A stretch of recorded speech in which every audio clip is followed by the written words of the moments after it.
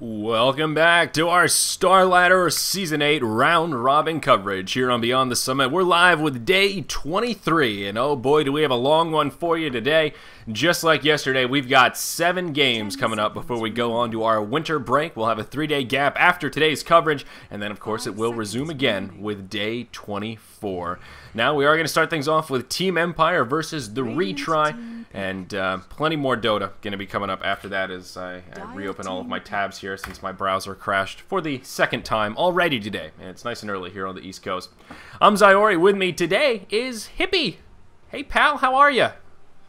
Doing good, man. Always happy to help you out, and always privileged to be on Beyond the Summit, so can't complain. Cannot complain. And hey, Empire, always a fun team to watch. Yes, always a fun team indeed. The Retry, they've been doing pretty well. They've been a little bit hit or miss, I think is the best way to put it. Some matches we've seen them really on point, and the other day, the last match we saw, they seemed to be in a state of disarray despite not having any stand-ins. So we'll see how they fare here. They'll certainly have their work cut out for them as Empire, well, they're doing very well. I think that it's safe to say they are the favorites here. And I'm going to pull up the round robin standings very quickly. Right now, Empire are sitting 7-6, not quite as good as we would have thought. I think their chances of making it in the top 4 are kaput. The Retry actually going to be 6-7 right now, so both teams out of the running for the top 4 slot, and well, we'll see if that impacts the drafting at all.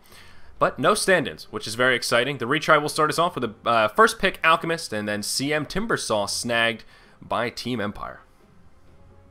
It's kind of odd to me that, I mean, it's only really in Russia, I feel like, that Viper gets first banned. And I mean, especially because we've seen that the Retry is perfectly willing to run him, but it's still odd for me to see him take that slot instead of someone like Alchemist, instead of someone like Crystal Maiden, who are just, in my mind, somewhat stronger heroes. But hey, you know, they play what they feel like, and it works for them. We've been seeing that first pick Alchemist at kind of an increasing frequency, and for good reason. I mean, he plays an array of roles very, very well. He can be that solo mid-force, he can be a position 4, position 5 support, or he can play position 1 if he wants to. And one of the great things about him as a first pick, and also he's just damn powerful, man. That unstable concoction hurts, especially if they're on top of acid spray, those supports. Full charged unstable concoction does some serious damage. Absolutely. I mean, you know, plenty of people saying it's his best skill, plenty of people saying even when you're going hard farming, you should probably still max it just because it is that damn good, and I can't really disagree. It's an absolutely absurd amount of damage, and the fact that it's got a physical component to it makes it that much stronger in the early game before people get that armor up. Because, you know, the 25% base magic resist on most heroes is a lot more than most people's base physical resist. Of course, you have some high armor agility heroes who are able to tank those things a little more easily, but the vast majority of heroes have, like, what, 10 to 15% resistance at early levels? So you're getting a decent chunk of extra damage. I mean, when you're looking at, you know, a 300, 400 damage nuke, against these heroes that have maybe 700, 800 life, an extra 10% of that is pretty darn significant. So it's hugely powerful. Yeah, absolutely. Now, Rubik's second pick is not something we've seen too much, but it does make sense against the Timbersaw, having that instant disable of the telekinesis. If you grab him while he's mid-timber chain, it does interrupt it, and that chain just crumbles to the ground. So I suppose it is a little bit of a pick geared towards trying to deal with the mobility of that Timbersaw, but well, not a bad pick by any means. Plenty of crowd control for the Retry to start things off. And, you know, I saw some people in chat saying that I think, am I misusing the term crowd control? I just consider any sort of stun, anything that can control a member of the crowd, I consider a crowd control. Is that not right? Does it have to be AoE? Correct. Yeah, okay. That's what I thought. No, crowd control is anything that prevents the entire crowd from being active. I even consider some really strong slows to be a form of crowd control, especially against people like Lifestealer. But here's the Slark, man. Oh, yeah. We've been seeing the Slark getting picked every once in a while. We've been seeing him. I think he's kind of had a mixed bag as far as wins, hasn't he? Some games he goes really, really well, and then some games he kind of just tanks early. I mean, he really, really needs to hit that timing to be effective, but when he does, he seems like such a beast. You know, as you say that, let me pull up Dota here and see how Slark has been faring since 6.79 popped out, because statistically, I'm not really sure. I would agree. It's felt pretty 50-50. Since 6.79C, he is currently 20-17 on Dota, so about a 54% win rate. That's pretty solid. Now, some of that may be skewed strong, actually, by the teams that are picking him, because I know we've seen Alliance play him twice, if not 3 times already in Starladder Season 8 Round Robin, and a couple of other teams where it you know, they probably could have picked anything there, and just with a round robin this big, a lot of matches are one-sided. So maybe a slightly misleading statistic, but still fairly solid. He's at least 50-50, slightly ahead. But yeah, he really needs that early momentum, the definition of a snowball hero. And what's interesting is we've seen Slark in 3 different positions. We've seen him solo mid, we've seen him in the off lane, and we've seen him in that one position. And it seems teams are still sort of struggling to find where Slark really fits best, as every team sort of has their own way of how they like to run that wannabe Murloc.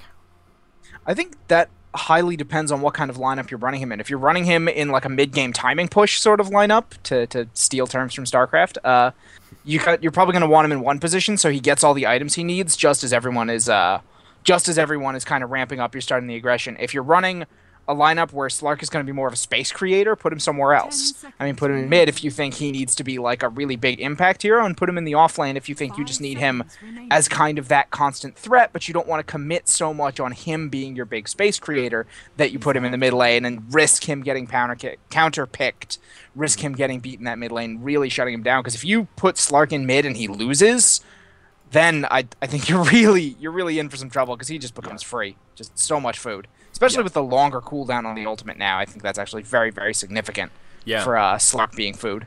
And I've mentioned this a couple times now, but still I feel important to reiterate. The ultimate, of course, the thing that a lot of people are scared of with the Slark is that you can't detect him by conventional means. Gems, sentries, dust, all that stuff does not work when he's in ultimate form. It's a new state in Dota, undetectable. But there is one trump card that shuts down the Slark, and I've still been waiting for someone to try it. It is Faceless Void. The Chronosphere does actually reveal him while he's in ulti form. But, of course, Faceless Void, not one of the popular carry picks, and no team has been bold enough to try it yet. For good reason. I can't fault them on that front, but I still want to see it. I'm curious if that's just something that could be worked in if Slark is getting out of control. But Empire are going to grab a Silencer here. They did this yesterday, and they are pretty much the only team that likes to run the Silencer, I think. That's the only team I've seen do it recently, at least. I think if you can work him into the lineup, of course, that ultimate, if it's timed correctly, is almost a free team fight win. Because, like, if you catch them with it as a counter initiation, like, their whole team just went in the middle of all of you, they started to get some spells off, and then, oops, they can't do anything. I mean, it's not a global stun, of course. They still have their auto attacks. It's not old Faceless Void ultimate global war stomp, but at the same time, it's pretty darn huge when suddenly your Rubik can't be stealing spells, your Puck can't phase shift, and there's just so many things you absolutely can't handle when nobody on your team can cast any spells. Yeah. But at the same time, he misses that timing by a couple seconds. Yeah. You've just wasted one of the strongest ultimates in the game, and the hero's efficacy really drops when his ultimate's on cooldown, obviously. Yeah, and also it's a pretty long cooldown. It's 140 seconds at all levels, so you really have to be careful about how you use it.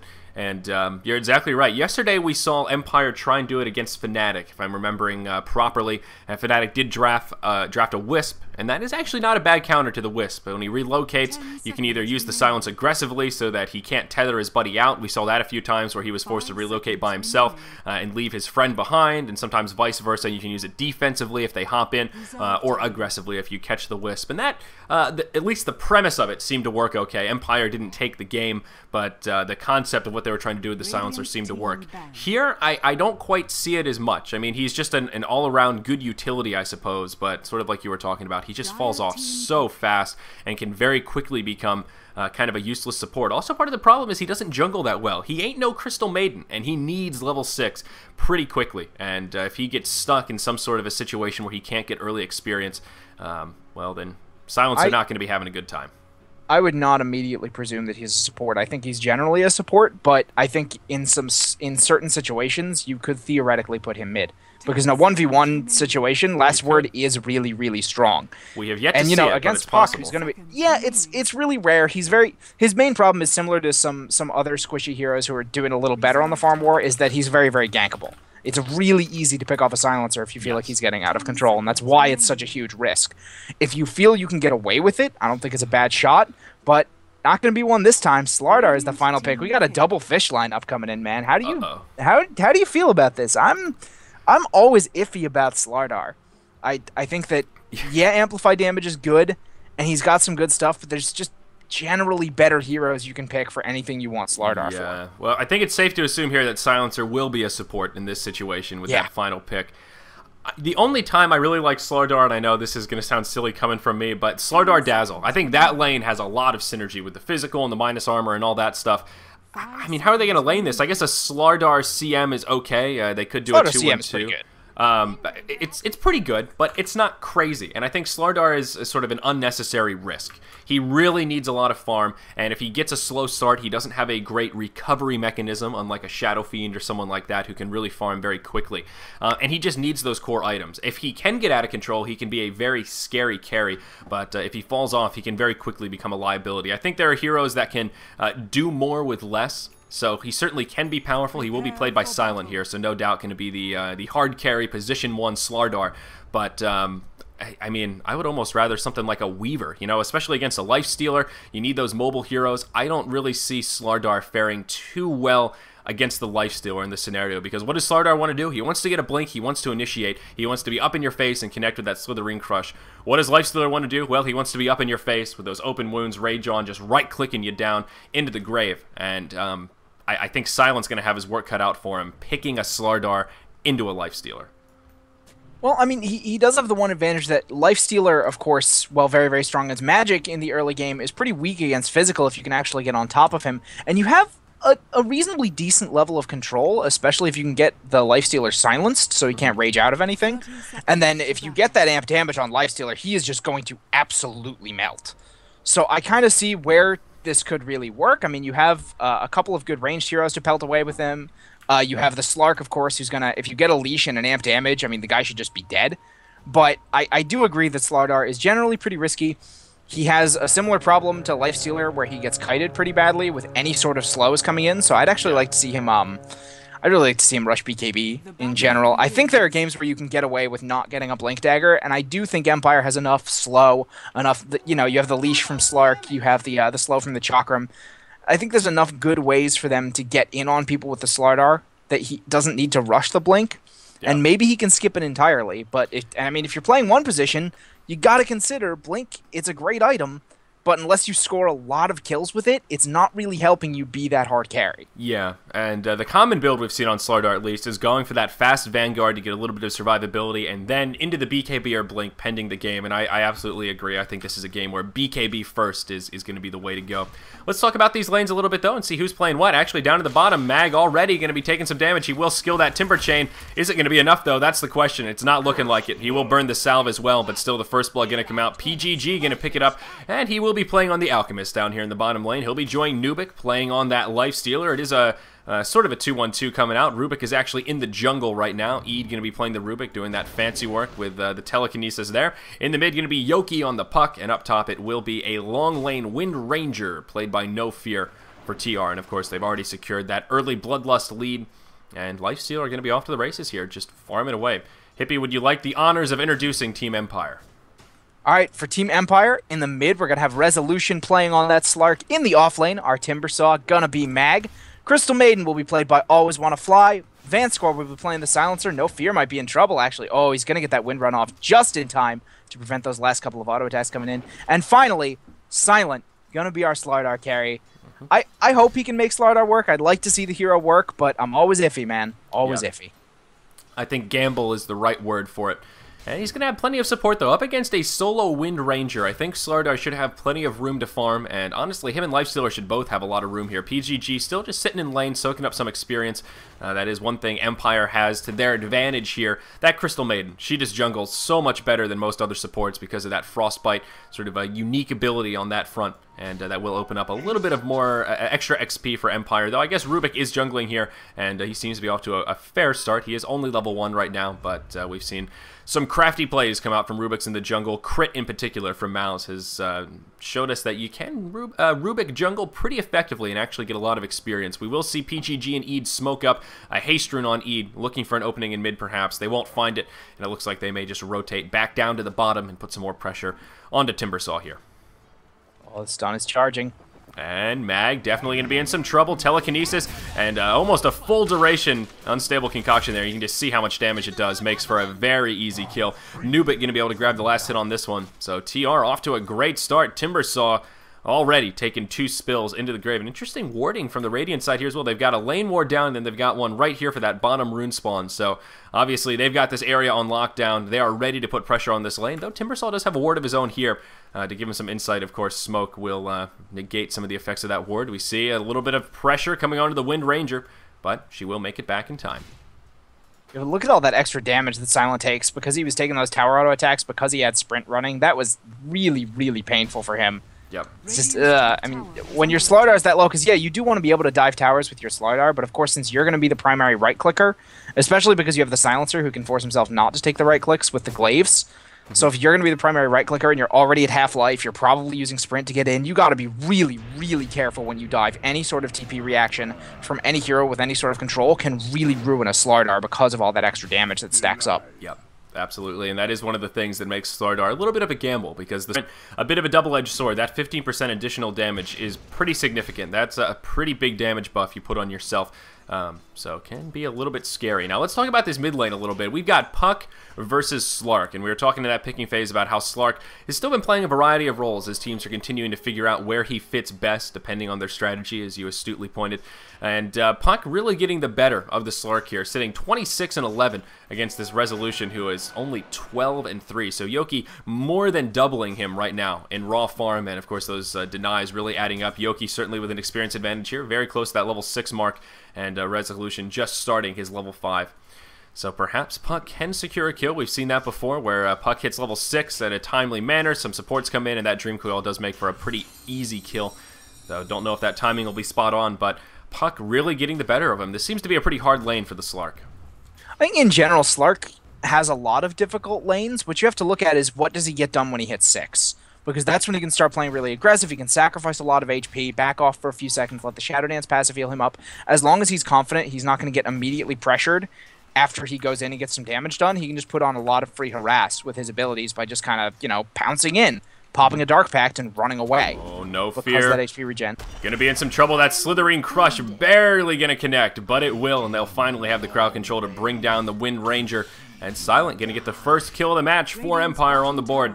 That is great news, and of course, who better to grab it than their one-position Slardar. Here we go, Resolution, he's hit 6, he's going in on Eat, it looks like he gets the lift done, gets the Dark Pact, but ends just as he gets tossed. How unfortunate.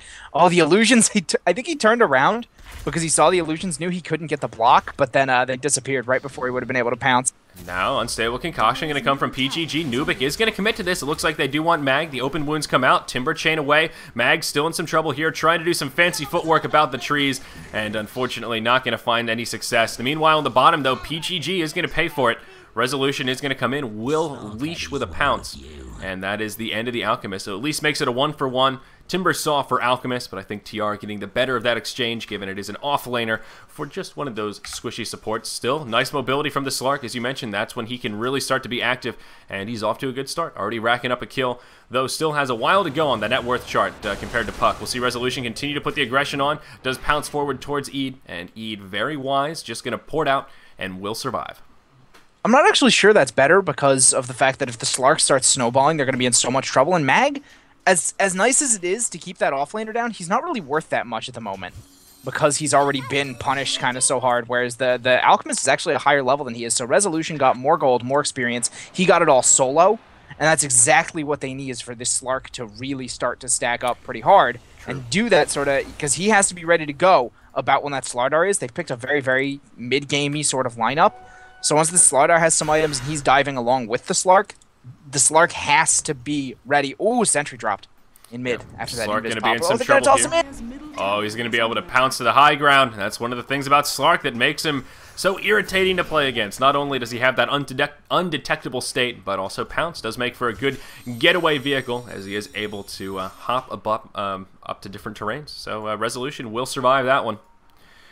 Though, I don't know that we made mention, it did pop up, but Lifestealer grabbed a very early Midas here. I think it was about a 5.5, 6 minute Midas. Of course, he got that early kill, so that did improve the timing a bit. Oh, down at the bottom room, we'll hold that thought. Is PGG in some trouble? Slark trying to pursue. The Sal going to come out. Eid getting in a position to path block. Here's Yoki going to come down with the Dream Coil. The Fade Bolt for a nuke. Puck gonna hop to the high ground, and that will be the end of the Slark. And Lifestealer actually gonna move out of the lane, and we'll pick up that kill. Of course, while all that was happening, we missed a kill up top. Wind Ranger got dove on by this trio of heroes, the Silencer, the Crystal Maiden, as well as the Starladder, and they do add another one to the board, so it will be 4-3 here as we approach that 8-minute mark. Starladder in pretty good shape, number 2 on the net worth chart. But the point I wanted to make is that Midas versus no Midas, that's going to put some pressure onto Empire here to crank up the aggression, as Starladder is not going to go that hard farming utility item of Hand of Midas.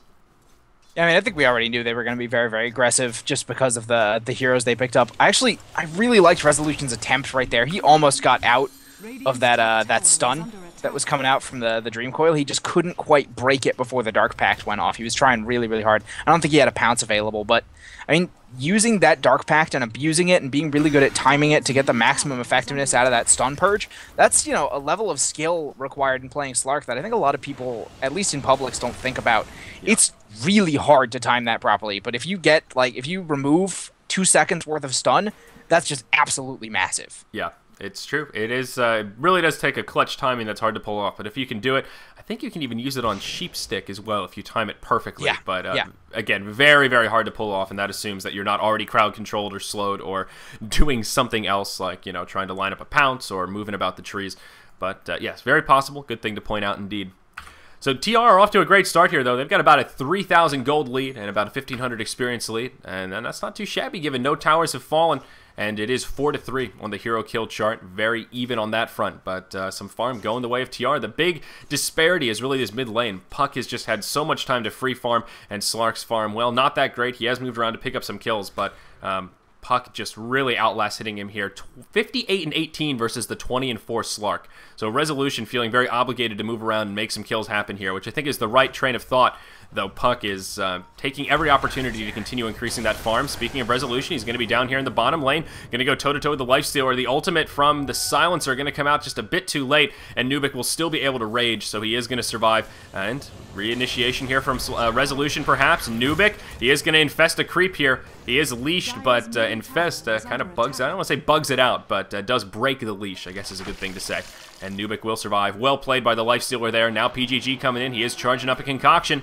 Not going to find it, and PGG will stun himself, though it looks like he'll be in safe terrain. Up top, again, going to miss Wind Ranger going down. Puck going to burn the Dream Coil to try and finish off Starladder. Amplified damage going to come out. Silent just trying to bide his time here. Puck going to hop forward. Starladder going to be in big trouble, and Yoki will try and pursue. Nubik will port up, and trying to get in range for that open wounds. This should be a dead Silent here. Oh, there's the sprint.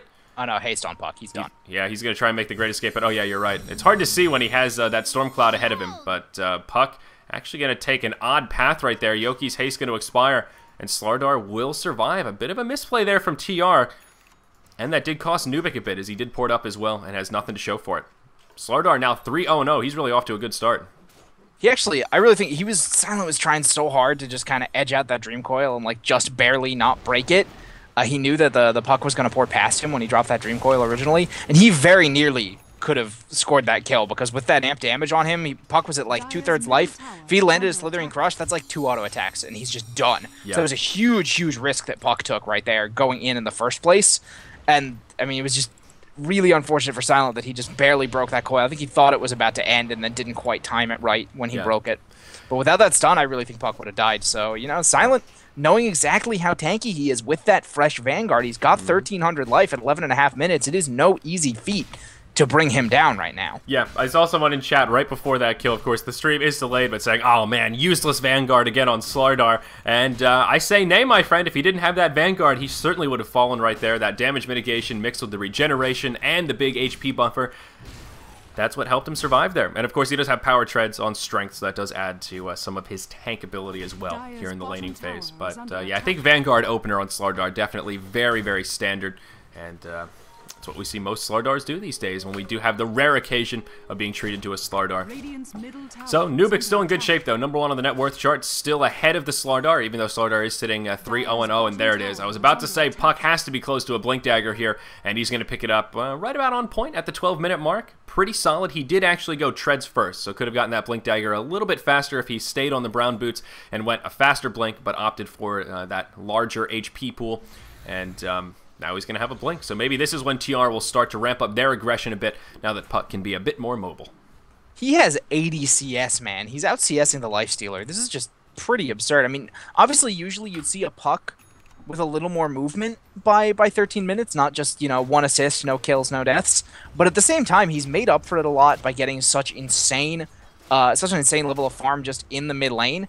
And he should be able to now, with the Blink Dagger, make a lot of action happen around the map. So I'm a little afraid if I'm Empire right now, because that's, like you said, a well-timed Blink Dagger. He's got good levels. He's level 9. He's only behind the Lifestealer. And it's dangerous, man. Puck has so much control. Good silence. Uh-oh. PGG going to get stunned here. The tower will get denied, but PGG will make it back to safe terrain. And you're absolutely right. It looked like just a regular old silence, but that stopped the pending engage from TR and allowed Empire to secure that tower deny, which was well played. Now up in the top, Silent and Nubik going toe-to-toe, and it looks like Nubik is going to be able to lay into him a little bit. And unfortunately for Starladder, he will have to about face and head out. Of course, I am going to miss a kill here while all that happens. Alchemist going to fall, though it is going to cost Resolution his life, it looks like. So they'll make it a 1-for-1. The Alchemist, support Alchemist, mind you, for that mid-position Slark. A great exchange for TR. Now up top, Silent, still not out of the clear yet. Or into the clear, I guess. But he will survive. That Slithering Crush will be enough to fend off the Lifestealer. Looks like TR may want to stay aggressive, though. They are posturing about the top lane as they start to rotate in. Maybe just going to pressure this tower a little bit as Empire do take a very defensive position. With that global silence down, TR can feel a little bit more safe finding engages. But look at that net worth chart. A huge disparity here. We see the leading 3 farmers, and of course 2 of them are on the side of TR, and that's even...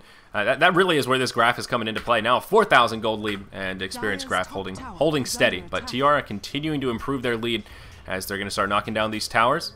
We could see an engage coming here, though, as Empire will port in and try and make a defense. But, uh-oh, Resolution. He's going to be solo over here. Will pounce onto the Slark, but he's going to get engaged on. He's going to get dropped in a matter of seconds. That was just a bit of miscommunication there. Resolution all off on his lonesome. Now Silent looking to hop forward. Oh, the pounce stolen by Rubik, and he will survive as he dodges the Slithering Crush. But Nubik, he'll be in some trouble. He's going to get CC'd down, and Silence are actually going to be the one to finish him off. This tower does fall. Puck going to come in with a Dream Coil. It'll be enough to finish off the Timber Saw. Now Vanscore in some trouble. He'll fall as well. A 1-for-3 exchange for TR. Yes, Empire were able to kill that high-value target of Lifestealer, but still a 1-for-3. Exactly what TR were looking for. Not over quite yet, though. Silent going to grab himself a Blink Dagger. He'll hop in. Slithering Crush going to be enough to finish off the Rubik. Now PGG going to be pursued. Puck did finish off the Crystal Maiden here in the fray, but that's going to be the end of the Alchemist. So some counter kills coming out for Empire and going to make it a less cost-ineffective exchange from their perspective. What a well-timed Blink Dagger. That was a 1-for-3 if he hadn't managed to pick that up exactly when he did. That was pretty perfect to know. Okay, look, we're playing aggressive. We're not really getting a lot done. And Slark is underfarmed. He can't be that kind of presence just jumping in that we need him to be. I need to have that ability. And Slark might be in trouble in the mid. He is going to pick off the Puck. I don't think the Wind Ranger's going to be able to get him. Regen is too much. Yeah, I feel like the Slark pick at this point is kind of like an anchor around their neck. They're trying to compensate for the fact that he hasn't gotten much done. You know, when he was just getting underfarmed, oh, maybe he's going to get no fear right here. Yes, he is. Yeah, that was a pretty easy nice kill little right first there. down. Yeah, I mean, I was, maybe I'll have to eat my words. I was about to say, Slark, he hasn't gotten done what they needed him to. He hit 6. He hasn't really been having an impact. I was mentioning earlier, it's okay for him to not get a lot of farm as long as he picks up a lot of kills and makes, creates a lot of space for your other heroes. But now that they've got the time and now that they've got that Blink Dagger, he's playing more aggressively, and with the backup from Starladder, he's able to get a little more done. So maybe he'll still be big in this game. I'm just worried when I look at that net worth chart. I see him below 4,000 right now. Yeah, that's what makes me a little bit scared as well, because he needs that momentum. Let's look at his item progression here, and he doesn't have much to speak of. Has the treads, has the early bottle, but not much else to his name. Does have about 1,300 in the bank, and we'll see where he wants to go from there.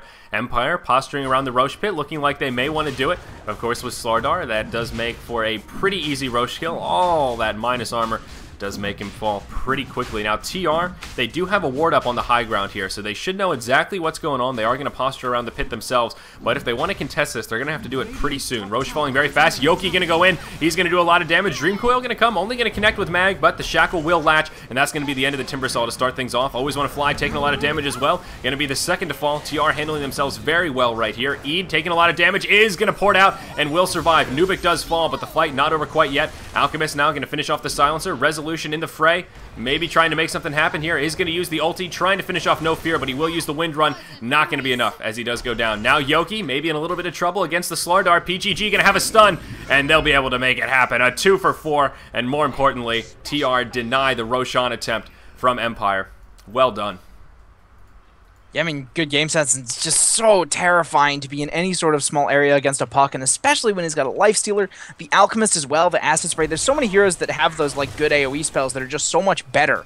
They're amplified when you're in an area like the Roshan pit. It's the reason we talk about it. It's so hard to take a Roshan, for instance, against an Enigma, unless you've already counterwarded, you know you're safe, and Resolution just getting blown up in that mid lane. Holy crap. PGG serving as good bait right there, and the support was inbound. Yoki and Eid able to turn it around, and they grab yet another kill, effectively making that a 2 for 5, as it was a 2 for 4 before Slark went down. Very nicely played, and in net worth, still looking pretty similar. That gold graph did take a dent following that successful team fight for Empire, but right back to where they were as TR take another good one.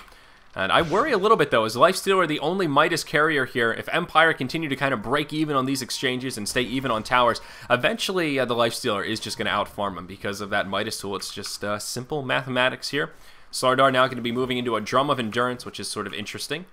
But does want that movement speed, a little bit of larger HP buffer. One thing that I really like from Empire here, though, they do have that mech already on Always Wanna Fly. Of course, the Crystal Maiden, and no mech inbound for TR. PGG did go for a Medallion first, which isn't a bad choice. It looks like No Fear will be the one working towards the mech, but doesn't even have the headdress yet.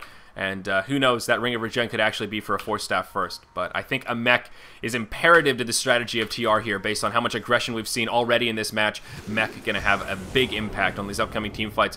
And we may see another fight break out here. Shackle does latch on Resolution to start it off. Mag going to Timber Chain forward. Crystal Maiden actually going to be the first to fall as Resolution stuck inside the Dream Coil. He's going to go down as well. Oh, another convincing team fight for TR. Mag going to hop to the high ground, but I don't know it'll be enough to keep him alive. They will pursue. Down he goes. A 4 for 0. A chaotic engage. And what happened? Team Empire just crumbling right there. I'll tell you exactly what happened. Puck Lifestealer happened, man. They blinked right in, got a 4-man nuke, a 4-man coil, and 4-man infest bomb. And just Empire just crumbled as soon as that damage was done. It was completely brutal. I mean, it was kind of on the back end of the fight, but, you know, you could see the puck blink in, you could see the Dream Coil land, and without the global silence to slow anything down, since they'd already burned it, and it was just a great counter initiation coming in from TR. I mean, that's what I was mentioning when they picked the silencer. If you burn that global silence just a couple seconds too early, suddenly that huge team fight resource is just gone. You get counter initiated on, you're like, well, I guess we're dead now. And just bam, blew him up, got the Roche. Huge win for the retry. Yep, and of course they did get Roshan. Aegis of the Immortal did go the way of the Life Stealer. And by the way, Hippie, that is the proper pronunciation. It's Aegis. And we've gone back and forth quite a bit. Aegis, Aegis. It is actually Aegis. I'm trying my best to improve my pronunciations here, but it's Greek. I'll double check that, but I'll trust you for now. Aegis. All right. I always try to be very, very precise about my pronunciation. Yeah, double check it. I know Aegis. You don't trust me, but I will. Please. Well, no, it's not that I don't trust you. It's that I don't trust everyone else, and they told you. Well, I also looked it up, but it's cool. Oh, well then. It's hey, man, cool. If you looked it up, it's Aegis. Hey, Cinderin told me also. I trust the source of Cinderin. All right. Yeah, but, I trust Cinderin about pretty much everything. Dude's brilliant. Dude's brilliant. The dude's brilliant. Fair enough. So Lifestealer is going to grab himself an armlet here, and also Eid going to have a Blink Dagger now on that Rubik. So following that successful team fight in Roshan, TR going to invest in some new spoils, and they will take out this bottom tier 1 tower as well. And it looks like Wind Ranger is indeed going to be going for that Force Staff first, not the mech that I was talking about. So something that I usually go back to about how important mech is, but in an early game when you're going to be taking a lot of team fights, it really does have a big impact. That heal is a constant 250, so the earlier you get it, the more percentage-based it heals relative to HP pools. But we'll hold that bit of analysis here as we see a puck bomb coming, and well, mech wasn't enough to save Crystal Maiden right there, as the bomb and all of the other follow-up damage, actually the power shot from Windrunner is what finished it off. Huge amount of burst, and that is going to be a dead Crystal Maiden. And now TR may actually just opt to pressure this tier 2 tower down here in the bottom lane. Empire looking like they want to converge. They could contest this. PGG going to throw a stun. It will connect with Silent. He will get silenced to follow up. All the crowd controls coming out, and that is going to be a dead Starladder. A great catch right there from PGG. And another 2 for 0 exchange should open up for pretty easy tower pushing here. Glyph is available for Empire if they want to make a stand, but I don't know that they do without that Starladder. We're now up to a 10,000 gold advantage for Empire, and Mag initiated on. I don't think he's going to go down right here. He's still very tanky, and they don't quite have the stuns to keep him in check. Also, that returning chakra making it very difficult for them to chase. But Lifestealer now picking up a Desolator. 22 minutes. He has Armlet, Drum, Deso, and Midas. Yeah, he's getting out of control. That's pretty darn crazy. He's sitting at 12,000 net worth right now, and just a massive advantage. He's beating the Starladder by 4,000. The Puck is doubling up his current mid opponent, and then the supports and the offlaners are generally doing better than their counterparts. Yeah. Just overall, every single position is winning out right here for the Retry. And if you look over at the hero levels, I think that tells an even more significant story. Just, you know, you have the Lifestealer and the Puck just kind of leading the way. You have their counterparts on the other team, the mid and the one position, doing okay. But then both supports and the offlaner are trumping the rest of Empire. So they all have their level 2 ultimates. They're all getting those more powerful skills up. You know, they're not as worried about the gold, but you want to have all your skills maxed out as quickly as possible, obviously. Yeah. And especially, I mean, just getting this null field up on Rubik, getting those levels, there's not like an insane amount of magic damage, but being able to resist the Crystal Maiden AoE, being able to resist some of the Slark magic damage, the Timbersaw if he doesn't hit any trees, there's a lot of good reason why that null field is very, very powerful. Slark going to find initiation onto Puck here. Of course, Phase Shift comes out, going to be able to blink away, and Puck will live to tell the tale. But you're absolutely right. The two big disparities are from that mid lane. We've seen Puck just really get the better of the farm there. And again, we'll hold that thought as always want to fly, going to wander into the wrong place. He will use the mech. Is it going to be enough? No, it will not. Always want to fly, going to take another trip back to the well. But the offlaners also had a pretty big difference. I just missed a kill on the Starladder down bottom, pardon me. Yeah, he went in on the Wind Ranger and just got barely caught by Nubik just in time. The Wind Ranger was playing very, very kind of evasive. The open wounds landed basically just in time to stop Starladder from getting the last auto attack. Some good stun dodging coming out as well from No Fear, and just let them kite the Starladder around long enough for Nubik to bring him down. Yep. So, and PGG maybe in a little bit of trouble here. He is going to get silenced, and no, he'll be fine. But Yoki, going to be able to finish off the Lifestealer. Why did I say Lifestealer? He's going to be able to finish off the Silencer, and now going to try to make the great escape. Will get pounced upon. Leash going to connect, and Puck going to have that blink up just in the nick of time. He'll be able to hop backwards. Now the support's going to be there. Mag going to take a stun from PGG. Down he goes as Rubik finishes him off. Always want to fly. Actually going to get solo Dream Coil. He'll be in some trouble. Now Resolution. Well, he is going to get the ulti off, but is it going to be enough to survive? I'm not so sure. You know, the long range pounce, but he is still going to fall. So TR looking like they might be able to run away from this with this game. Golden Experience Graph getting very, very scary here, and I think they'll be able to grab themselves this tier 2 in the mid to follow up. Yeah, I think unless this is now the Retry's game to lose. Empire kind of had an earlier hitting lineup. TR is definitely getting out of control. The Lifestealer is a lot more farmed than anyone on Empire can really hope to deal with right now. He's just ripping through people so hard, swinging for about almost 260, 270 damage, plus that armor reduction when he's got that armlet activated. And so there's no one who could stand up to that. Oh, Mag. Just look at Mag get obliterated right there. That is point and center right there. Exactly the power of TR. This should be easy racks. And, yeah, Empire just looking in disarray. This Silencer pick, you know, I almost feel like Silencer needs a buff. I think that ultimate cooldown is just a little bit too long. Like, yes, it's a really powerful ultimate, but whew, boy, is it long. When he's on cooldown, it's basically like a borderline useless hero. He just doesn't bring much else to the table. We see TR getting very aggressive here, just diving the tier 3s, moving into the tier 4s, actually not even focusing on the barracks, so they might not finish off the racks here. The Silent gonna blink forward. He does not have a BKB, does have that Ogre Club, but gonna get CC'd right away, and down he goes. Somebody have a sheep stick? Oh yeah, Yoki's got a sheep stick. There it is. So yeah, insult to injury here. GG well played. Nothing Empire can do, and I think a good time to tap out. Yeah, I think so. And just real quick, I think buffing Silencer is a dangerous thing. Buffing the ultimate, you very much risk making him far too dominant if you buff that ultimate at all, because it is really strong. Oh, for sure. It's just in this game, it was there were a couple really good ones, like the counter initiation at mid to prevent TR from taking a tower, getting the deny, making sure that they kind of had to back off and cancel their initiation that was gonna cost Empire like 3 kills. But then at the same time, you saw the other side of the Silencer coin. That fight at the Roche pit, where it got burned a little early and then they just immediately got puck-naked, was just devastating. And that, I think, is where the game started to spiral out of control for Empire, was right there. It was already looking a little grim with how underfarmed they were and how they couldn't really take team fights and they were having trouble finding pickoffs. But that was when it went solidly in the Retry's favor. Yes. And I would agree with that. And not to say Silencer is useless, but it just feels like with an ulti cooldown at 140 seconds all around, it's like you almost pick him to counter heroes that have almost across the board shorter cooldowns on their ultimates, except maybe Enigma's Black Hole. There are some, but a lot of them, it's just you can't use the rotation. He's like a one and done. Once it's on cooldown, you can just rinse and repeat. and stick it to him. But maybe a conversation best reserved for another time. Maybe morning show on Friday. We'll tackle some silencer back and forth. But of course, that was game 1 of 7, guys. We've got plenty more Dota coming your way here on Beyond the Summit today. I'm Zyori. With me today is Hippie. And up next will be OSG versus the Q-Pad Red Pandas. So it should be about a 10-minute break or so. That lobby's already up. And we will be back. Thank you for joining us here. Coverage resumes after this short break.